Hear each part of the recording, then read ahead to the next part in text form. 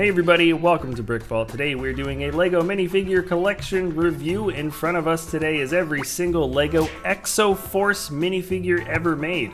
This was one strange theme attached to an even stranger show. The storyline is pretty fantastical, and needless to say, there's a lot of exosuits and mechs fighting each other on a bridge between two mountains. Pretty much the whole show. Like always, we're going to go through this minifigure collection following the years that they were released, what sets they came out in, and how much they are worth now. So let's jump back to the year 2006 when it all started, and our first character is Hikaru, and he first appeared in Hikaru's training glider. He also appeared in two other sets, and there it is, that wacky, rubbery, spiky hairpiece that is meant to look like, sort of an anime figure. This was a computer generated show or computer animated show, but there's definitely a Japanese anime kind of flair to it, and there it is, captured with the hair and also the print for the eyes. His expressions are pretty intense, and I gotta say it looks pretty funny when he's gritting his teeth together. This is a $4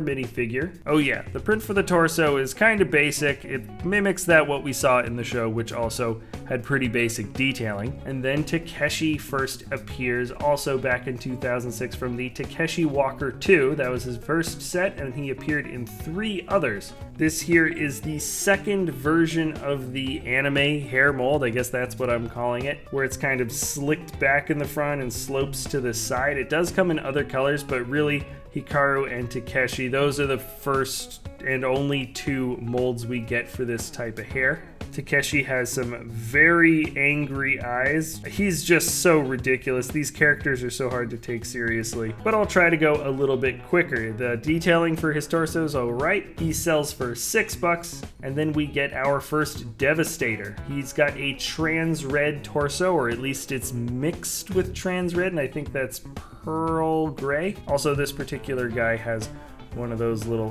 red Technic pieces in his head. He is originally from the Thunder Fury set, came out in 2 others. He sells for $3, and then the same version of him in blue with the trans blue torso came out in the Fire Vulture set, also $3. Third time's a charm, another Devastator with a trans neon green torso mixture, first appeared in the Sonic Phantom set, also 1 other. He is $3. And just a quick note, if I had anything about these guys, is that it feels like a minifigure version of a Bionicle character, if you know what I mean. That's sort of the impression I get from these guys. And then this is the strangest thing. We have a gate guard. It seems like the only person without an actual name is somehow rare. He first appeared in the Gate Assault set and also the Mobile Defense Tank, and I don't know why. Maybe it's just because he's probably produced way less than everybody else or something. That's just my guess, but he is a $20 fig if you wanted to get him brand new. He's got the hair mold in black, which isn't actually exclusive just to him, and neither is the print for his torso or the makeup of his legs. Even the print for his face is, I guess, the only thing really exclusive to him, and it pretty much just looks like Hikaru except with different color eyes and no goggles. So it's a mystery to me. I don't know why they rated him at $20, but there you go. And then we get the Iron Drone.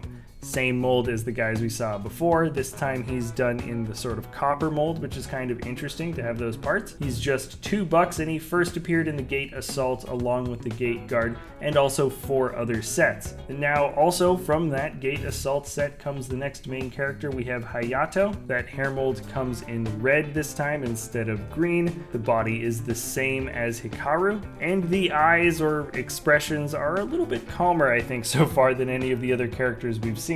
Rio is next with the same body as the Gate Guard that we saw. The hairpiece is now in purple. We, I think, have all the colors now for that hairpiece. And Rio's first set was the Mobile Defense Tank, and he appeared in 2 others, at least with this body. He is a $3 fig, and then we get another Iron Drone, this time with red eyes. It's just one of those Technic pieces in the back. He is a $1 figure, first appearing in the Striking Venom set, and 3 others. Now here we get by far the most unique build for any character. I'm not really sure if this counted as a minifigure, but I wanted to include him anyways. This is the mini Venom Walker, and you can see there are some pieces that came from these drones or Devastators that makes up the torso and the arms like we've seen before, but there's also a lot of other bricks that make up this kind of spider bot or 6-legged giant turret bot, and yeah, he sells for 11 bucks. He came out in the Sentai Fortress set, which was a really big one. So also coming from this set we get the mecha one. I think this is the main bad guy. So he's gold in the show. He's got kind of the gold and black mixture for the torso piece, and then everything else seems to be totally gold, minus his hands. He is 4 bucks, just 4 bucks. He did come out in 2 other sets. And then also appearing in the Sentai Fortress for the first time was Kiken, sorry, I don't know how to say his name, my bad. Actually kind of like the way this guy looks though. He's got a pretty solemn, kind of grounded expression. Whoa! That alternate looks absolutely crazy though. And he also appeared in 1 other set. He's a $5 fig, and moving on we get the Devastator in Pearl Light Gray. He's the same as the other guys. He's $2. He originally came out in the Rio Walker vs. White Lightning and 1 other set, and now we have Takeshi with gold armor. Not only that, the mold for his body is now in dark red, and his first appearance was in the Takeshi Walker 1 plus the Blade Titan set. And now you've guessed it, but we're going gold armor for all the characters. So Hayato is from the Hayato Walker set, his first one. He's got the gold armor now. Honestly, the detailing is fine, but the figure is just so simple it's hard to really focus on it. He is a $6 fig. And then this is a little bit weird. We got another one of those Devastators. This time he doesn't have one of those Technic pieces in his head, so he counts as a different character. He came from the Robo Chopper set. He's $3. And then Hikaru with gold armor appeared in the Hikaru little flyer set plus 1 other. He's a $7 fig. Probably I like the shape of the gold armor on this torso piece maybe a little bit better than the rest, but I think the green and gold color combination for Rio is probably just a better looking print all around. His first set with this armor was the Rio Walker set. He appeared in 3 others. He is a $3 fig. And then we get another one of those Devastators like we saw before in just the Pearl Light Gray. He appeared in Claw Crusher and 4 others. He's super common, and he's got that Technic piece in the back of his head, so he counts as being different. $2. And then Hitomi, we finally have a different character after quite a long time. Hitomi appeared in just the Fight for the Golden Tower set, and she is $20, so tying to be the most expensive in the collection. Her face print is a little different. I guess you can tell it's a girl. I don't know. The anime faces are kind of all over the place here, and her armor is also gold, and you can see it's kind of got the negative space for the hips to show that it's a female figure. Anyways, that's kind of the more unique character. And let's jump right back into the rest of the guys to Hayato with silver armor, so the print is different. It's silver this time.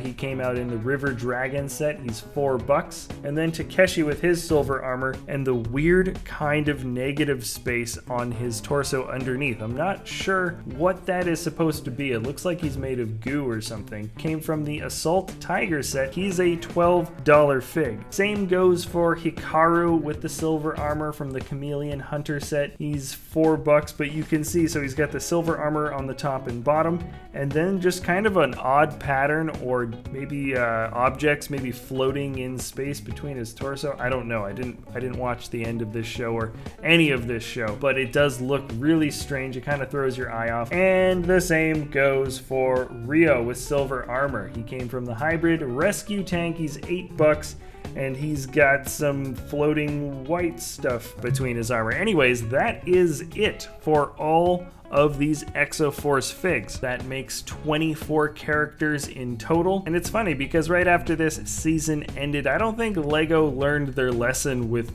putting weird cartoony faces on characters, because right after this, the Clone Wars came out, and the Star Wars Clone Wars characters had very similar styles of print. I mean, they were meant to follow the characters from you know, how they looked like in the show, but who knows? I have a feeling that we're probably never going to see anime character faces on Lego minifigures again. That's just my guess. So this collection definitely is interesting just based on the subject matter, but in all earnesty, the quality really was under par, especially considering how good the quality for certain prints were going on in other collections at around the same time. So anyways, I'm glad I got them. They're definitely interesting and colorful. And let me know what you guys think we should be doing a video on next. If you stuck around this long in the video, thanks a lot. If you enjoy our content, you can always like or subscribe or comment or do whatever you like to do. And thanks a lot for watching. We'll see you next time at BrickVault. Hey everybody, wanted to pop in really quick, let you guys know that we've got a Lego web store, www.brickvault.toys, where we sell the PDF step-by-step instructions for some incredibly awesome Lego MOCs. It's definitely worth checking out. The revenue from the web store helps support us here at the channel, as well as the designers that create these amazing Lego builds. So anyways, thanks a lot for watching. Remember, that's www.brickvault.toys, and we'll see you next time at BrickVault.